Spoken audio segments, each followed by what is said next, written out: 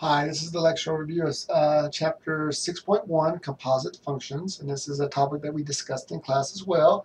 And what a composition is f composed g of x is equals to f of g of x. Now, simply put, what this really means, what I just said, was you have two functions, and one function is placed into another function. So the output of one function is placed into the input of another function, just like it says. So f composed g of x equals f of g of x. X is the original input. G of x is the output of g. So that's what you get when you put x in. So that's the y coordinate. And then you take that and you place it into the f function. So I drew a little image of what is being discussed here. So when you have f composed g of a is the original input. You plug that into the g function and you get some number, I called it b. And then you take b and you put it into the f function and you get c. So I drew a little step by step of what it looks like. So f composed g of a equals f of g of a, and then g of a is b. And then you take b, which was the output of g function, and plug it into f and get a final output of c. So that's kind of what's going on. So a composition kind of looks this way. It's like take an input, put it into a machine, get the output, take that output and place it into another machine. Oh, it could be the same machine, and get another output. So that's what's going on. And then I kind of summarize it right here. So this is g of a equals b, f of b equals c. So f of b equals c implies, well, what is b? Well, b is g of a because that's what that is. And so f of g of a equals c. So f composed g of a equals c. So it's taking one element, putting it into the first function, and then taking that output and put it into another function and get another output. So that middle number, like b in this case, is the output of one, but the input of another function. And I gave you a couple of examples here. So this is a very easy section, actually. If you do a couple of examples, you're going to say, oh, this is pretty simple.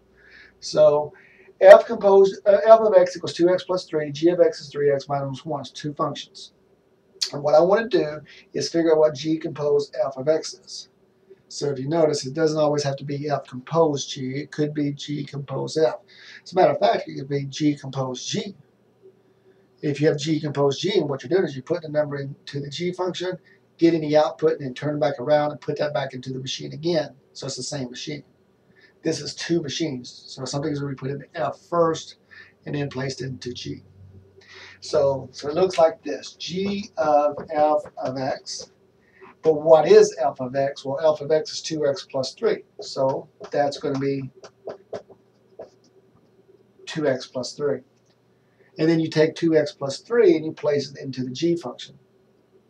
So that would be 3 times 2x plus 3 minus 1.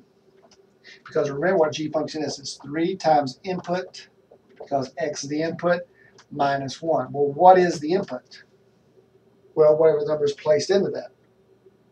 So what's placed into it is 2x plus 3. So it's 3 times input minus 1. Input happens to be 2x plus 3.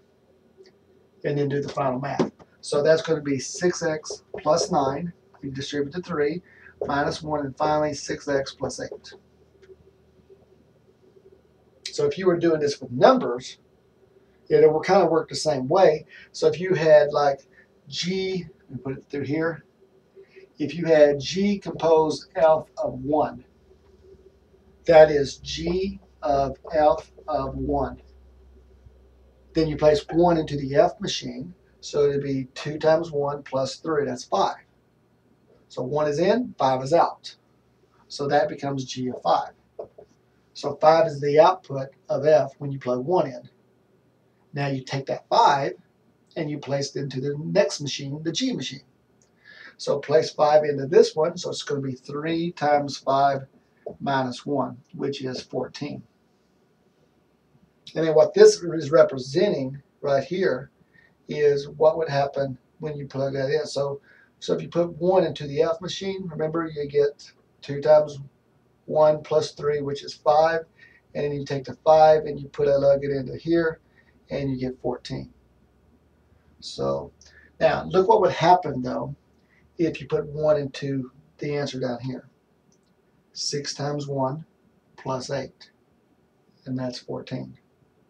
So this is more concrete and this is more abstract. So, but anyway, so 6x plus 8 is your final answer for this particular example. Now look at the next one. The process is the same. The mechanics is the same. The actual difficulty, though, is more difficult simply because of the fractions that are involved. But you do exactly the same. So f composed g of x is f of g of x. So g of x is going to be x minus 3 over 2x plus 5. That's what g of x is. So as you can tell, this is going to be more difficult because this is a lot more difficult than putting this in. But the process is exactly the same. So it's going to be input, I'll do this to show you what's going on, minus 3 over 2 times input plus 5. That's what the G machine, oh, sorry, that's the wrong machine in it. So that's, because the F machine is this one up here. So it's going to be 2 times the input over input minus 1. Yeah, that's the F machine. So 2 times input over input minus 1.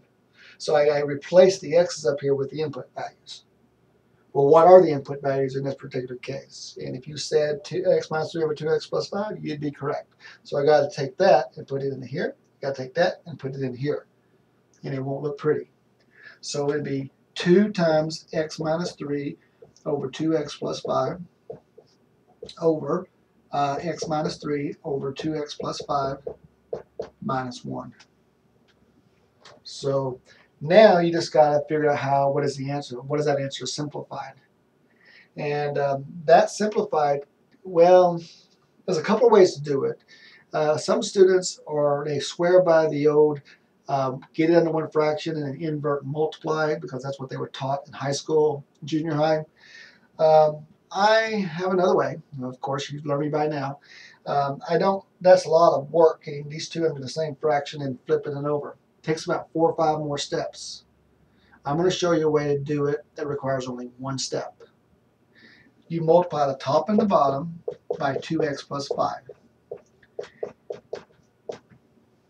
Okay? That doesn't change the problem because if you multiply 2x plus 5 or 2x plus 5, that's really multiplying by 1. It doesn't change a thing. So the next question is, what does that do?